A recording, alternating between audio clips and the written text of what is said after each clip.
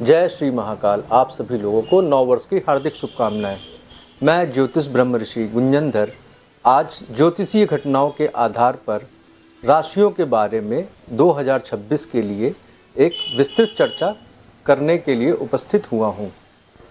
2026 जैसा कि हम सभी लोग जानते हैं कि 2026 ये सूर्य का वर्ष है। इस वर्ष के जो राजा हैं वो सूर्य हैं। तो यहाँ हम उम्मीद करते हैं और ईश्वर से प्रार्थना करते हैं कि आप जितनी भी 12 राशियाँ हैं उन राशियों की जो किस्मत है सूर्य की भांति चमके। लेकिन होता क्या है कि हम सभी लोगों की जो कुंडलियाँ होती हैं उन कुंडलियों में ग्रहों की स्थिति सभी की अलग अलग होती है। तो उसी क्रम को ध्यान में रखते हुए आज मैं हाजिर हुआ हूँ आपके सामने इस 12 राशियों के राशिफल को लेके। सबसे पहले बात करते हैं मेष राशि की। मेष राशि वालों के लिए करियर के तौर पे बात करें तो करियर के लिए नए आयाम आपके लिए खुलेंगे, नए दरवाजे खुलेंगे करियर के। उसके अलावा आपको अपने स्वास्थ्य का ध्यान रखना होगा। स्वास्थ्य को लेके आपको थोड़ी सी परेशानियां हो सकती हैं। जिन लोगों के प्रॉपर्टी के मसले अटके हुए थे उनके मसलों को सुलझने की संभावना है। आप लोगों के लिए एक बहुत अच्छी चीज़ मैं बता रहा हूँ कि इस वर्ष में अपनी राशि पे आपको अच्छे परिणाम लेने के लिए कुछ उपाय करने होंगे। जैसे कि अगर हम बात करें कि यहाँ पे आपको हनुमान जी की आराधना करनी होगी।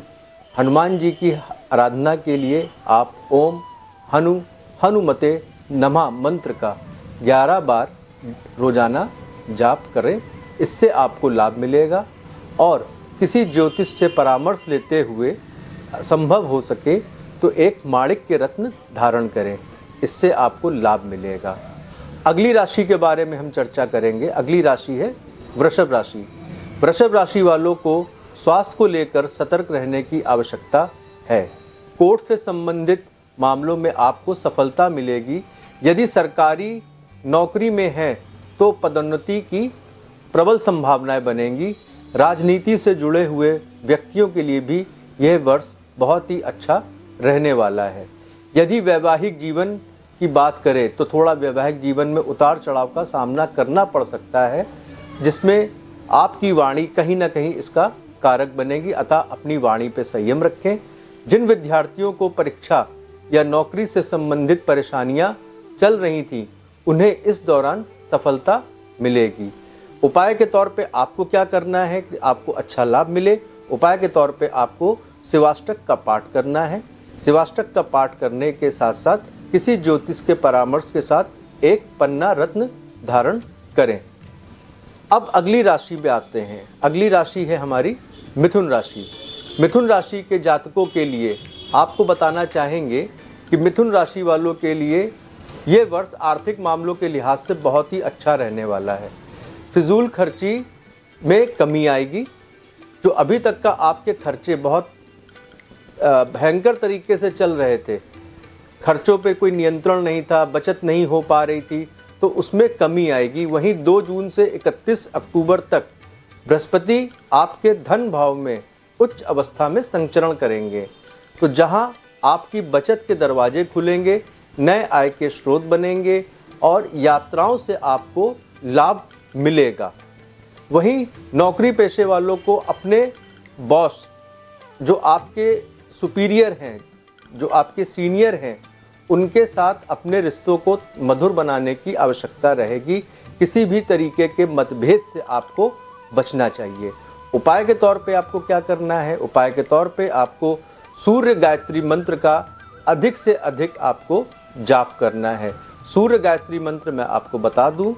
सूर्य गायत्री मंत्र है ओम आदित्याय विद्महे दिवाकराय धीमहि तन्नो सूर्य प्रचोदयात्। इस मंत्र का आपको अधिक से अधिक जाप करना है। सूर्य भगवान को नियमित जल चढ़ाएं और उन्हीं के सम्मुख खड़े होकर सूर्य गायत्री मंत्र का जाप करें। यहाँ पे आपको किसी भी तरीके के रत्न पहनने की मैं सलाह नहीं दूंगा। फिर भी अगर आप कुछ पहनना चाहते हैं, आपका मन है पहनने का, तो किसी ज्योतिष से परामर्श करके आप रत्न धारण कर सकते हैं। अगली राशि के क्रम में आते हैं। अगली राशि है हमारी कर्क राशि। कर्क राशि के जातकों के लिए ये वर्ष शुरुआत में कुछ मिला जुला सा रहने वाला है। स्वास्थ्य समस्याओं से आपको दो चार होना पड़ सकता है, जो कि आपको आपके जो सेविंग्स हैं, आपकी जो बचत है, उनको वो प्रभावित कर सकती हैं। लेकिन जैसे ही गुरु महाराज आपके प्रथम भाव में गोचर करेंगे, स्वास्थ्य संबंधित समस्याएं आपकी दूर हो जाएंगी। शनि भगवान का भाग्य भाव में, अभी आपके गोचर में शनि भगवान आपके भाग्य भाव में हैं, तो भाग्य भाव में होने के कारण अभी आपको कई चीज़ों में विलंब का सामना करना पड़ रहा है। बहुत से काम आपके देर से हो रहे हैं, जिससे आपको परेशान होने की ज़रूरत नहीं है, क्योंकि शनि भगवान देर से देते हैं, लेकिन जो भी देते हैं मजबूत देते हैं। एक अंग्रेजी में कहावत कही गई है, slow and steady always win the race. तो शनि भगवान आपकी धैर्य की परीक्षा लेते हुए आपको अच्छे परिणाम प्रदान करेंगे। बस यहाँ पे आपको क्या करना है, अनुशासन में रहना है, अपने जीवन को अनुशासन में बना के रखना है, समय से सोना है, समय से उठना है, और हल्का फुल्का व्यायाम करेंगे तो आपके लिए बहुत ही अच्छा रहने वाला है।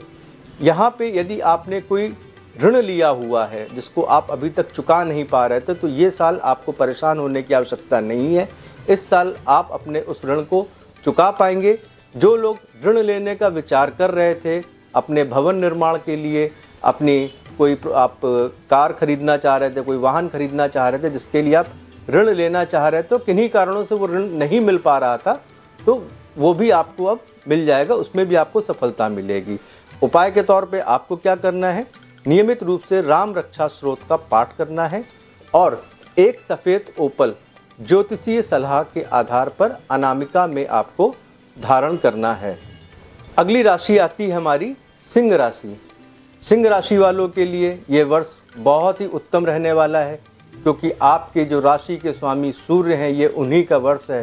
सूर्य राजा हैं और राजा राजा होता है, तो आपकी राशि में सूर्य भगवान की असीम अनुकंपा आपको प्राप्त होने वाली है। यहाँ पे आपके लिए जो करियर से संबंधित चीज़ पे अगर हम बात करें, तो यहाँ पे जो आपका करियर है, सूर्य के प्रकाश की तरीके प्रज्वलित होगा, उदय होगा। यानी कि जिन छात्रों को रोजगार की तलाश थी, जिनको रोजगार नहीं मिल पा रहा था, नौकरी नहीं मिल पा रही थी, आप लोगों के लिए नौकरी के नए अवसर बनेंगे। धन के लिहाज से बात करें, आर्थिक लिहाज से बात करें, तो आर्थिक लिहाज से भी ये वर्ष आपके लिए बहुत ही उत्तम रहने वाला है। यहाँ पे आपका रुका हुआ धन, अटका हुआ धन आपको मिलेगा।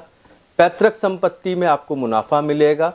कोई संपत्ति नहीं बिक पा रही थी, उसमें भी आपको सफलता मिलेगी। जो छात्र या जो व्यवसायी विदेश जाना चाह रहे थे और विदेश नहीं जा पा रहे थे, उनको भी इस वर्ष विदेश जाने का अवसर प्राप्त होगा। यानी कि आपको विदेश से संबंधित चीज़ों से लाभ मिलेगा। उपाय के तौर पे आपको क्या करना है, उपाय के तौर पे यहाँ पे आपको रोज़ाना या हो सके तो रविवार गाय को गुड़ और गेहूँ खिलाएं। इससे आपको सूर्य के और अच्छे फायदे मिलेंगे। यहाँ पे ज्योतिषी सलाह के आधार पे आपको एक माणिक्य रत्न धारण करना चाहिए। अब अगली राशि आती हमारी कन्या राशि।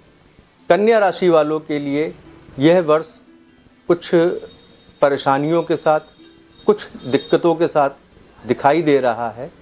कन्या राशि वालों को वाहन चलाते समय सावधानी बरतने की आवश्यकता है। किसी भी तरीके के विवाद से बचें, किसी की गारंटी ना लें, किसी के बहकावे में आके, बहुत से लोग होते हैं ना कि किसी के बहकावे में आ जाते हैं कि यार तुम मेरी ज़मानत ले लो, तो इस तरीके का कोई भी चीज़ उनको करने से बचना चाहिए। किसी भी तरीके की लिखा पढ़ी में विशेष सावधानी बरतने की आवश्यकता है। जून के बाद से कन्या राशि वालों को थोड़ा सा अच्छे परिणाम मिलने प्रारंभ हो जाएंगे। रुके हुए कार्य पूरे होंगे। जिन लोगों का विवाह से संबंधित बातें चल रही थी, लेकिन किन्हीं कारणों से कुछ व्यवधान उत्पन्न होते थे, तो वो सारी चीज़ें आपकी दूर होने वाली हैं। यहाँ पे आपको उपाय के तौर पे क्या करना है, यहाँ पे आपको रुद्राष्टक का नियमित पाठ करना है। प्रत्येक बुधवार को गणेश भगवान को दूर्वा अर्पित करनी है और एक अच्छी क्वालिटी का पन्ना रत्न ज्योतिषी सलाह के आधार पे धारण करना है। तुला राशि वालों, यह वर्ष 2026 आपके लिए बहुत ही शानदार रहने वाला है। आपकी राशि के जो स्वामी हैं वो है शुक्रदेव, और शुक्रदेव की स्थिति ये दर्शाती है कि इस वर्ष ज़्यादातर समय आपका जो स्वास्थ्य है वह अति उत्तम रहने वाला है। इसी के साथ अगर हम धन संबंधित मामलों में बात करें तो धन संबंधित मामले भी आपके पक्ष में पूरी तरीके से दिखाई दे रहे हैं। धन आगमन के नए स्रोत बनेंगे, आपके धन संचयन में भी आपको सफलता मिलेगी। आपका जो धन है वो सही दिशा में खर्च होगा, फिजूल खर्ची आपकी नहीं होने वाली है इस 2026 में। इसी के साथ करियर पे अगर हम बात करें तो करियर के लिहाज से भी आपके लिए, तुला राशि वालों के लिए ये वर्ष बहुत ही अच्छा रहने वाला है। तुला राशि वालों, आपको उच्च शिक्षा के लिए अगर आप पढ़ाई कर रहे हैं, जो छात्र हैं जो एजुकेशन से संबंधित हैं, जो अभी पढ़ाई कर रहे हैं वर्तमान में, उनको उच्च शिक्षा के लिए विदेश जाने की भी संभावनाएं आपकी बनती हुई दिखाई दे रही हैं। यहाँ पे तुला राशि वालों को एक चीज़ और बताना चाहूँगा, यहाँ पे अगर आर्थिक पक्ष में आपकी पैतृक संपत्ति से संबंधित कोई मामला न्यायालय में विचाराधीन है तो उसमें भी आपको सफलता मिलते हुए दिखाई दे रही है। तुला राशि वालों, 2026 में अपनी राशि को और प्रबल बनाने के लिए और अच्छे लाभ प्राप्त करने के लिए कुछ उपाय आपको करने होंगे। जैसे कि एक उपाय मैं आपको इत्र का बता रहा हूँ कि आपको क्या करना है, आपको गुलाब का इत्र लेके उसे अपने लगाना है, उसको अपने लगाने में इस्तेमाल करना है, नहाना नहीं है उसको पानी में डाल के। बहुत से ज्योतिष बता देते हैं कि गुलाब के इत्र को जल में डाल लो, गुलाब जल को जल में डाल के शुक्रवार से स्नान प्रारंभ कर दो। नहीं, अगर आप ऐसा करोगे तो आप अपने शुक्र को और कमज़ोर कर लोगे।